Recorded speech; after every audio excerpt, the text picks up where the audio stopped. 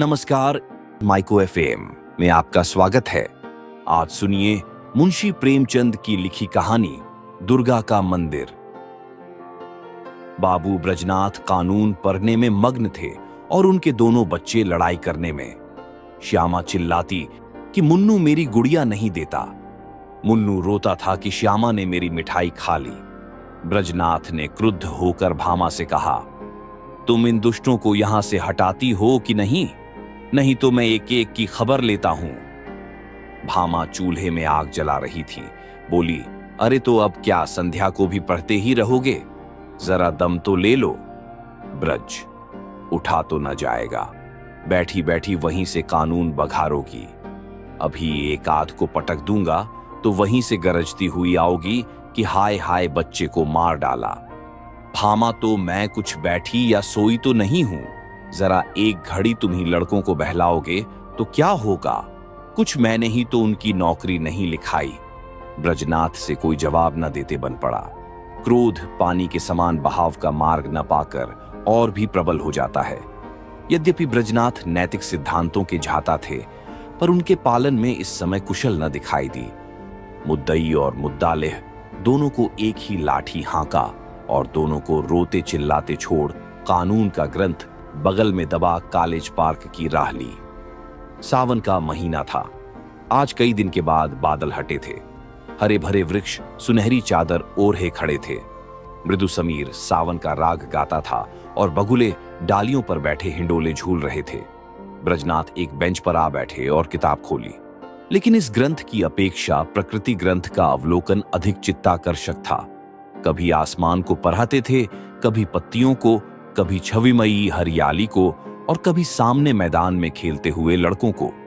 एकाएक उन्हें सामने घास पर कागज की एक पुड़िया दिखाई दी। माया ने जिज्ञासा की, आड़ में चलो देखें इसमें क्या है। बुद्धि ने कहा, तुमसे मतलब, पड़ी रहने दो। लेकिन जिज्ञासा रूपी माया की जीत हुई। ब्रजनाथ ने उठकर पुड़िया उठा ली। कदाचित किसी के पैसे पुड़िया में लिपटे गिर पड़े हैं। खोलकर देखा, सावरेन थे। गिना, पूरे 8 निकले। कुतूहल की सीमा न रही। ब्रजनाथ की छाती धड़कने लगी। 8 सावरेन हाथ में लिए सोचने लगे, इन्हें क्या करूं? अगर यहीं रख दूं तो न जाने किसकी नजर पड़े, न मालूम कौन उठा ले जाए। नहीं, यहां रखना उचित नहीं। चलूं थाने में इत्तला कर दूं और ये सावरेन थानेदार को सौंप दूं। जिसके होंगे वह आप ले जाएगा, या अगर उसको न भी मिले तो मुझ पर कोई दोष न रहेगा। मैं तो अपने उत्तरदायित्व से मुक्त हो जाऊंगा। माया ने पर्दे की आड़ से मंत्र मारना शुरू किया। वह थाने नहीं गए। सोचा चलूं, भामा से एक दिल लगी करूं। भोजन तैयार होगा, कल इत्मीनान से थाने जाऊंगा। भामा ने सावरेन देखे तो हृदय में एक गुदगुदी सी हुई। पूछा, किसकी है? ब्रज, मेरी। भामा, चलो कहीं हो ना? ब्रज, पड़ी मिली है। भामा, झूठ बात। ऐसे ही भाग्य के बली हो तो सच बताओ, कहां मिली, किसकी है? ब्रज, सच कहता हूं, पड़ी मिली है। भामा, मेरी कसम। ब्रज, तुम्हारी कसम।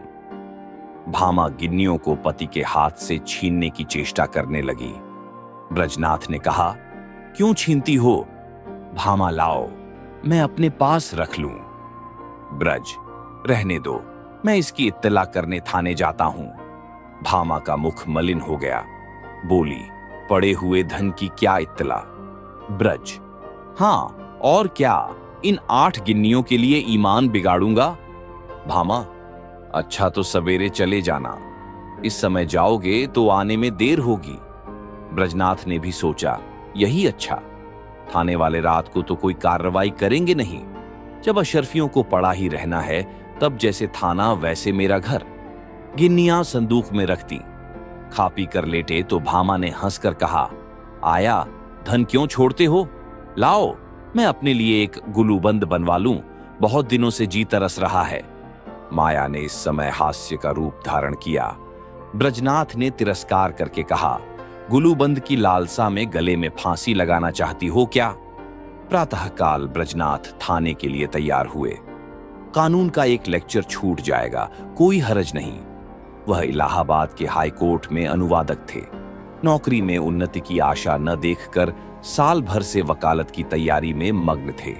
लेकिन अभी कपड़े पहन ही रहे थे कि उनके एक मित्र मुंशी गोरेलाल आकर बैठ गए और अपनी पारिवारिक दुश्चिंताओं की राम कहानी सुनाकर अत्यंत विनीत भाव से बोले, भाई साहब, इस समय मैं इन झंझटों में ऐसा फंस गया हूं कि बुद्धि कुछ काम नहीं करती। तुम बड़े आदमी हो, इस समय कुछ सहायता करो। ज्यादा नहीं 30 रुपये दे दो, किसी न किसी तरह काम चला लूंगा। आज 30 तारीख है, कल शाम को तुम्हें रुपये मिल जाएंगे। ब्रजनाथ बड़े आदमी तो न थे, किंतु बड़प्पन की हवा बांध रखी थी। यह मिथ्याभिमान उनके स्वभाव की एक दुर्बलता थी। केवल अपने वैभव का प्रभाव डालने के लिए ही वह बहुधा मित्रों की छोटी मोटी आवश्यकताओं पर अपनी वास्तविक आवश्यकताओं को निछावर कर दिया करते थे। लेकिन भामा को इस विषय में उनसे सहानुभूति न थी। इसीलिए जब ब्रजनाथ पर इस प्रकार का संकट आ पड़ता था, तब थोड़ी देर के लिए उनकी पारिवारिक शांति अवश्य नष्ट हो जाती थी। उनमें इनकार करने या टालने की हिम्मत न थी।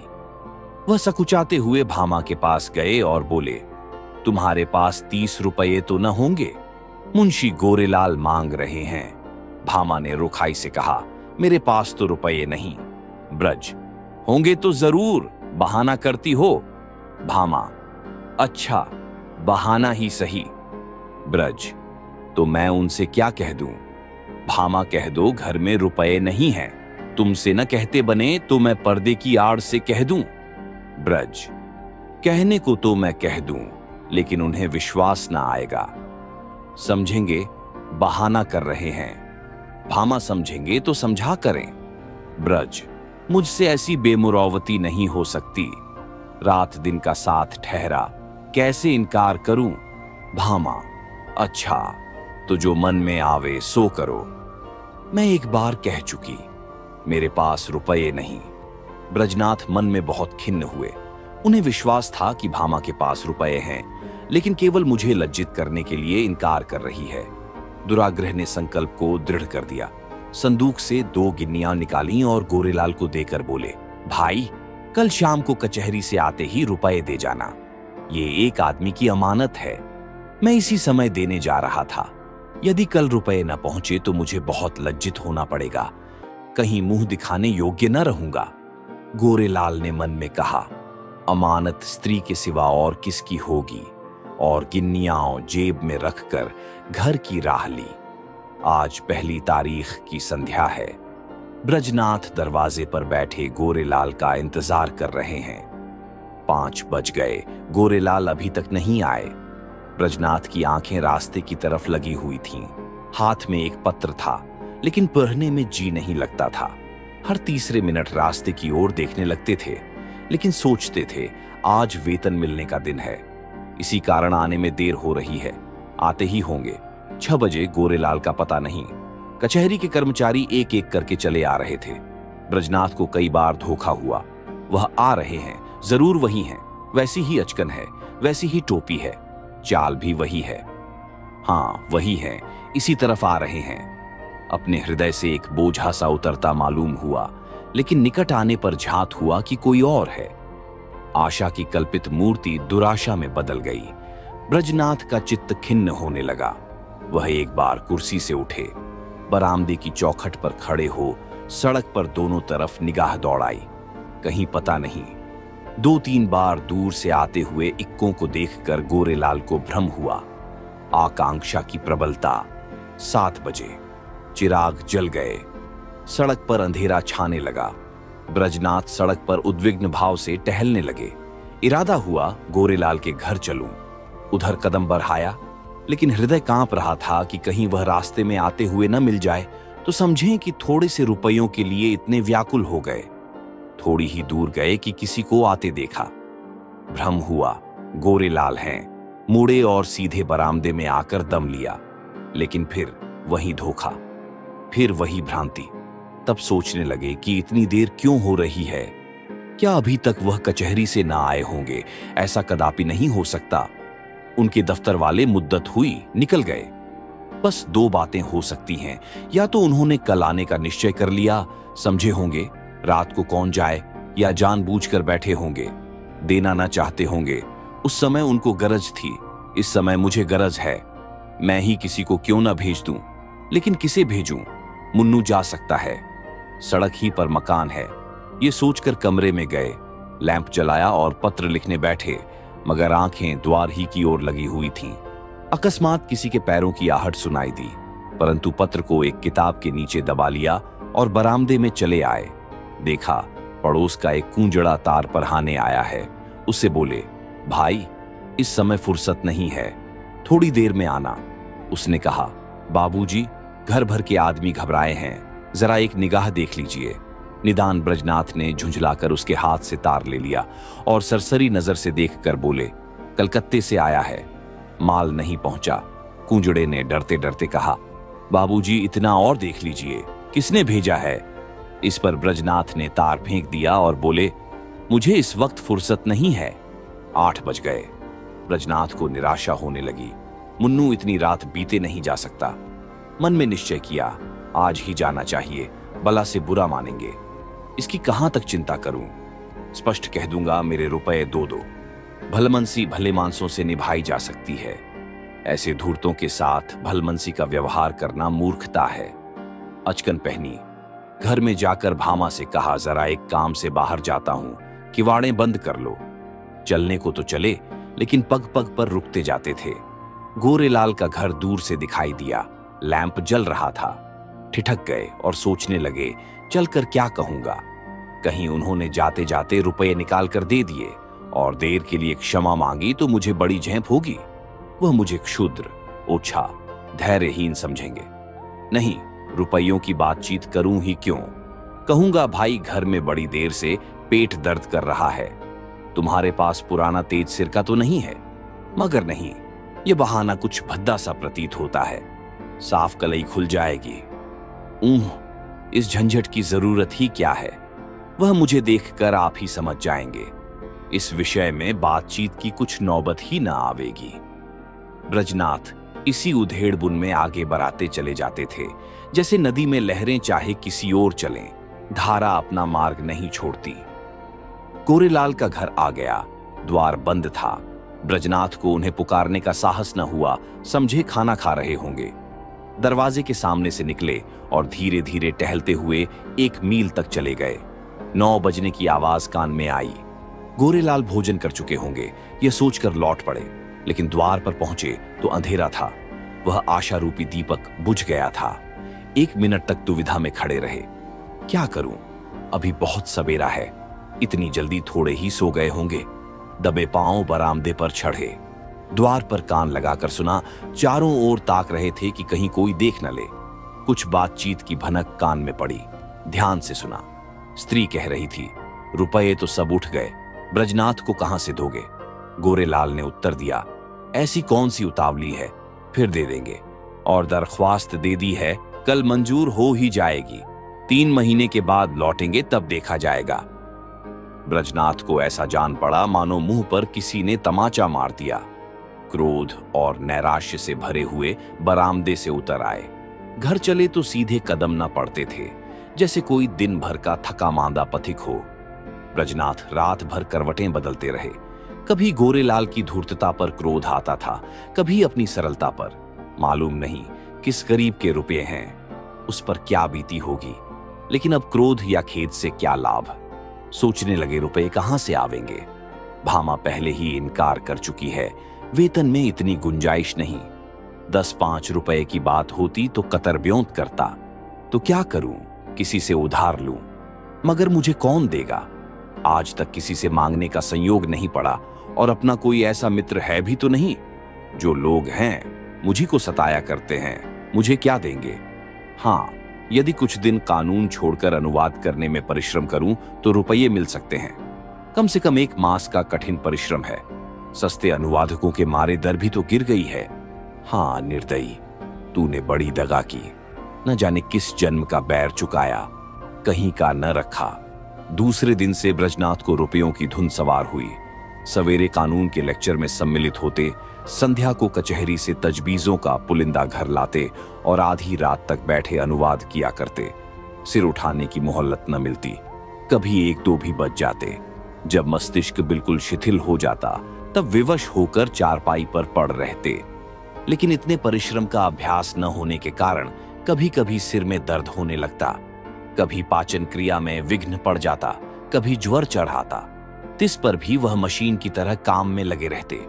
भामा कभी कभी झुंझला कर कहती, अजी लेट भी रहो, बड़े धर्मात्मा बने हो।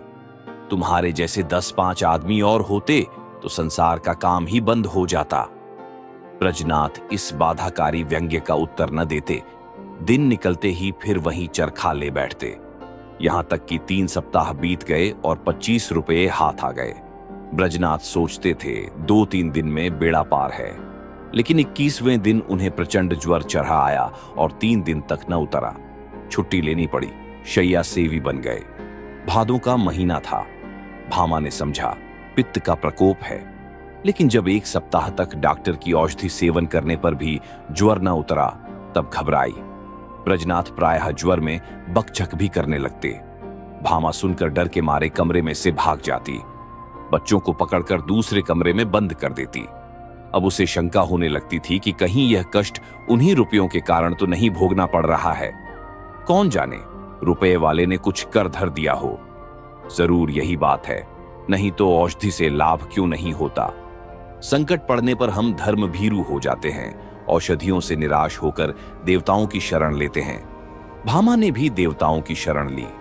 वह जन्माष्टमी, शिवरात्रि और तीज के सिवा कोई व्रत न रखती थी। इस बार उसने नवरात्रा का कठिन व्रत शुरू किया। 8 दिन पूरे हो गए। अंतिम दिन आया। प्रभात का समय था। भामा ने ब्रजनाथ को दवा पिलाई और दोनों बालकों को लेकर दुर्गा जी की पूजा करने के लिए चली। उसका हृदय आराध्य देवी के प्रति श्रद्धा से परिपूर्ण था। मंदिर के आंगन में पहुंची। उपासक आसनों पर बैठे हुए दुर्गा पाठ कर रहे थे। धूप और अगर की सुगंध उड़ रही थी। उसने मंदिर में प्रवेश किया।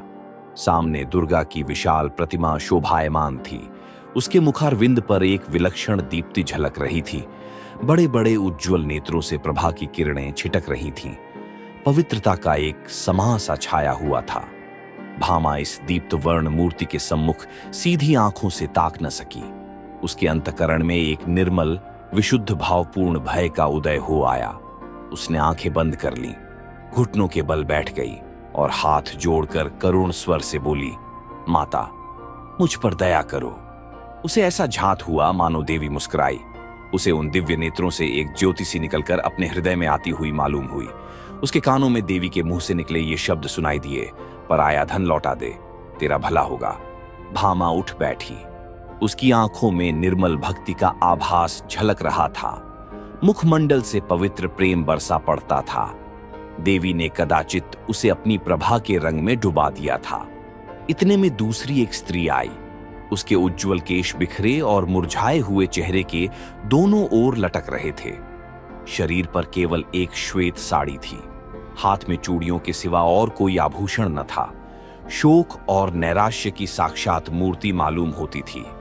उसने भी देवी के सामने सिर झुकाया और दोनों हाथों से आंचल फैलाकर बोली, देवी, जिसने मेरा धन लिया हो उसका सर्वनाश करो। जैसे सितार मिजराब की चोट खाकर थरथरा उठता है, उसी प्रकार भामा का हृदय अनिष्ट के भय से थरथरा उठा। ये शब्द तीव्र शर के समान उसके कलेजे में चुभ गए। उसने देवी की ओर कातर नेत्रों से देखा। उनका ज्योतिर्मय स्वरूप भयंकर था। नेत्रों से भीषण ज्वाला निकल रही थी। भामा के अंतःकरण में सर्वत्र आकाश से, मंदिर के सामने वाले वृक्षों से, मंदिर के स्तंभों से, सिंहासन के ऊपर जलते हुए दीपक से और देवी के विकराल मुंह से ये शब्द निकलकर गूंजने लगे, पराया धन लौटा दे, नहीं तो तेरा सर्वनाश हो जाएगा। भामा खड़ी हो गई और उस वृद्धा से बोली, क्यों माता, तुम्हारा धन किसी ने ले लिया है? वृद्धा ने इस प्रकार उसकी ओर देखा मानो डूबते को तिनके का सहारा मिला। बोली, हां बेटी। भामा, कितने दिन हुए? वृद्धा, कोई 1.5 महीना। भामा, कितने रुपए थे? वृद्धा, पूरे 120। भामा, कैसे खोए? वृद्धा, क्या जाने कहीं गिर गए। मेरे स्वामी पलटन में नौकर थे। आज कई बरस हुए वह परलोक सिधारे। अब मुझे सरकार से 60 रुपये साल पेंशन मिलती है। अब की 2 साल की पेंशन एक साथ ही मिली थी। खजाने से रुपये लेकर आ रही थी। मालूम नहीं कब और कहां गिर पड़े। 8 गिन्नियां थीं। भामा, अगर वे तुम्हें मिल जाएं तो क्या दोगी? वृद्धा, अधिक नहीं, उसमें से 50 रुपये दे दूंगी। भामा, रुपये क्या होंगे, कोई उससे अच्छी चीज दो। वृद्धा, बेटी और क्या दूं, जब तक जीऊंगी तुम्हारा यश गाऊंगी। भामा, नहीं, इसकी मुझे आवश्यकता नहीं। वृद्धा, बेटी, इसके सिवा मेरे पास क्या है? भामा, मुझे आशीर्वाद दो, मेरे पति बीमार हैं, वह अच्छे हो जाए। वृद्धा, क्या उन्हीं को रुपये मिले हैं? भामा, हां, वह उसी दिन से तुम्हें खोज रहे हैं। वृद्धा घुटनों के बल बैठ गई और आंचल फैलाकर कंपित स्वर से बोली, देवी, इनका कल्याण करो। भामा ने फिर देवी की ओर सशंक दृष्टि से देखा। उनके दिव्य रूप पर प्रेम का प्रकाश था, आंखों में दया की आनंददायिनी झलक थी। उस समय भामा के अंतकरण में कहीं स्वर्गलोक से यह ध्वनि सुनाई दी जा, तेरा कल्याण होगा। संध्या का समय है। भामा ब्रजनाथ के साथ इक्के पर बैठी तुलसी के घर उसकी थाती लौटाने जा रही है। ब्रजनाथ के बड़े परिश्रम की कमाई तो डॉक्टर की भंगेट हो चुकी है, लेकिन भामा ने एक पड़ोसी के हाथ अपने कानों के झुमके बेचकर रुपये जुटाए हैं। जिस समय झुमके बनकर आए थे, भामा बहुत प्रसन्न हुई थी। आज उन्हें बेचकर वह उससे भी अधिक प्रसन्न है। जब ब्रजनाथ ने 8 गिन्नियां उसे दिखाई थीं, उसके हृदय में एक गुदगुदी सी हुई थी, लेकिन यह हर्ष मुख पर आने का साहस न कर सका था। आज उन गिन्नियों को हाथ से जाते समय उसका हार्दिक आनंद आंखों में चमक रहा है, ओंठों पर नाच रहा है, कपोलों को रंग रहा है और अंगों पर किलोल कर रहा है। वह इंद्रियों का आनंद था, यह आत्मा का आनंद है। वह आनंद लज्जा के भीतर छिपा हुआ था, यह आनंद गर्व से बाहर निकला पड़ता है। तुलसी का आशीर्वाद सफल हुआ। आज पूरे 3 सप्ताह के बाद ब्रजनाथ तकिए के सहारे बैठे थे। वह बार बार भामा को प्रेमपूर्ण नेत्रों से देखते थे। वह आज उन्हें देवी मालूम होती थी। अब तक उन्होंने उसके बाह्य सौंदर्य की शोभा देखी थी, आज वह उसका आत्मिक सौंदर्य देख रहे हैं। तुलसी का घर एक गली में था। इक्का सड़क पर जाकर ठहर गया।